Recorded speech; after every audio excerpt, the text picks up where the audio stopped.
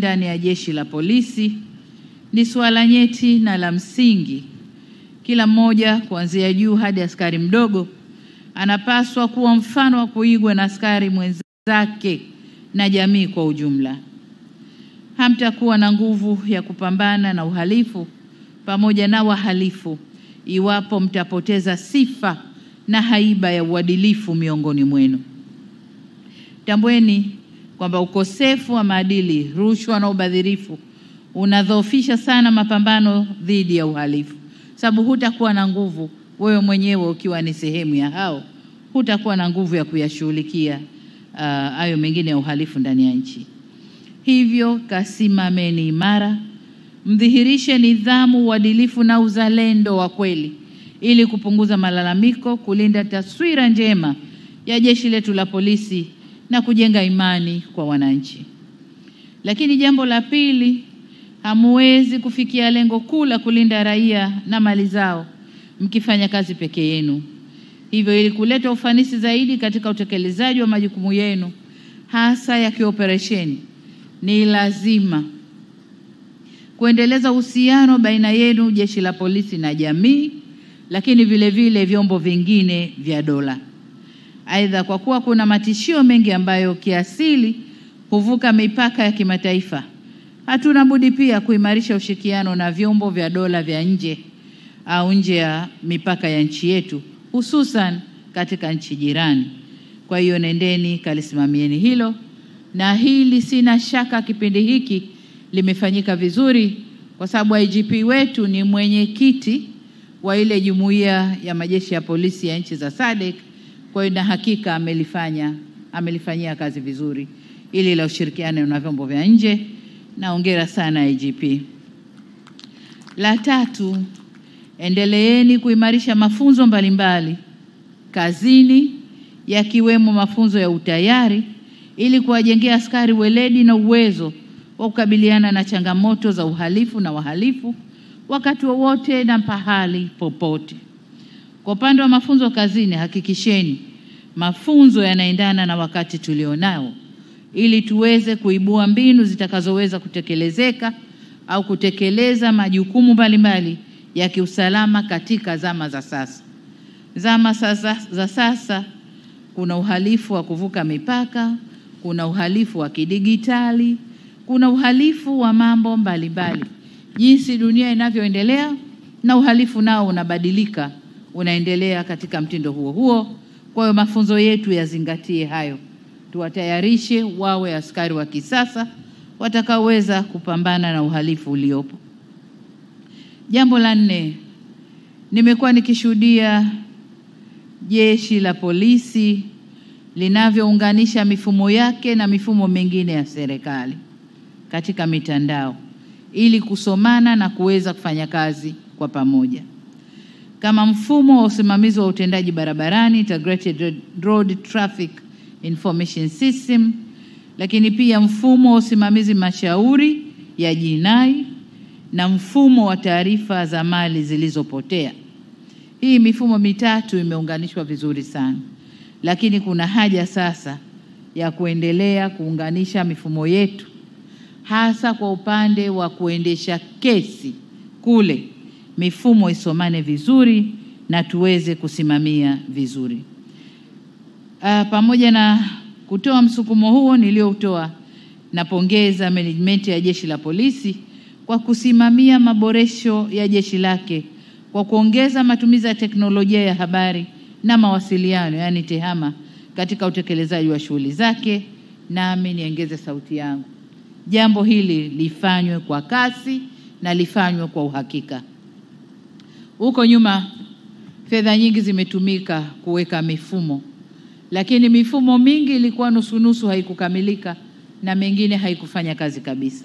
Kwa hiyo sasa tuendeni tukakamilishe mifumo, ifungwe, isomane na itumike. Mifumo hii ikiendelezwa na kuboreshwa zaidi kwa kusomana na mifumo mingine ya serikali, italisaidia sana jeshi la polisi na taasisi nyingine za serikali kuharakisha au kurahisisha shughuli zake, kuleta ufanisi na kupunguza gharama kubwa kwa serikali. Niwahakikishie kuwa serikali itaendelea kuliwezesha jeshi letu kufanya huduma zake kidigitali kuendana na kasi ya dunia ya sasa.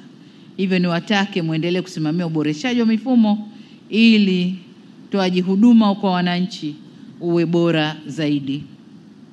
Jambo la 5, ongezeni jitihada za kukabiliana na janga hatari la dawa za kulevya. Na hapa nimemwona kamishna wa kitengo hicho cha dawa za kulevya, ambapo taasisi mbili hizi na nyingine za vyombo vya ulinzi lazima vifanye kazi kwa pamoja katika kukomesha janga hili, ili vijana wetu wasiendelee kuathirika na dawa hizo. Vijana hawa ndio nguvu kazi yetu ya taifa. Kwa hiyo tuweke nguvu ya pamoja katika kulifanyia kazi jambo hili. Jambo la 6, kwa management ya Jeshi la Polisi, niwatake mkasimamia utekelezaji kamili wa mapendekezo yale ya Tume ya Haki Jinai, yaende yakasimamiwe ili yatekelezwe kikamilifu. Kuna ambayo kama nilisema tumeshaanza kuyatekeleza, likiwemo la kuimarisha uwezo wa kitaasisi wa Jeshi la Polisi. Hivyo yale mengine ya kiutendaji niwatake mkayasimamie ili kuboresha usimamizi wa haki nchini. Jambo la 7 na la mwisho, nizidi kuwakumbusha kuwa miezi michache inayokuja, lakini hili mmelisemea vizuri sana, kwamba mnakwenda kusimamia uchaguzi na mtahakikisha kunakuwa na usalama kabla uchaguzi, wakati wa uchaguzi na baada ya uchaguzi. Hili mmelisema vizuri sana. Langu mimi niwatake mjipange vilivyo ili kuhakikisha mnaendelea kudhibiti viashiria vyovyote vya uvunjifu wa amani. Tusisubiri amani ivunjwe. Viashiria vyovyote vya uvunjifu wa amani tuweze kuvidhibiti mapema. Ndugu zangu wahitimu, wakati nikiendelea kumalizia hotuba yangu, nirejee tena pongezi zangu nyingi kwenu mliohitimu leo, na niwatakie kila laheri katika majukumu yenu mapya mtakayopangiwa. Kama mlivyoapa, nisisitize msiogope wala kumuonea mtu au mtu yoyote katika utekelezaji wa majukumu yenu, bali mkawe mabalozi wa mabadiliko chanya na maboresho ndani na nje ya jeshi letu la polisi. Vile vile nimpongeze Naibu Kamishna wa Polisi Dr. Lazaro Mambosasa, Commandant wa Chuo cha Taaluma ya Polisi Dar es Salaam, na wakufunzi wote wa chuo kwa maandalizi, kwa kuwafunza vyema jeshi letu hili la polisi au vijana wetu wanaohitimu leo, lakini pia kwa maandalizi mazuri ya sherehe hizi. Commandant wa chuo, naomba usichukue muda mrefu, uingize timu nyingine. Chuo kisilale kisipoe. Chuo kisilale kisipoe. Wametoka hawa, timu nyingine ingie. Kwa sababu jinsi tunavyowafundisha ndivyo jinsi jeshi letu litakavyobadilika, ndivyo jinsi amani yetu itakavyoimarika, na ndivyo jinsi maendeleo nchini kwetu yatakavyokuja kwa haraka. Kwa hiyo chuo kisipoe. Kama ni swala la fedha, IGP unajua wapi unaweza ukatoa fedha.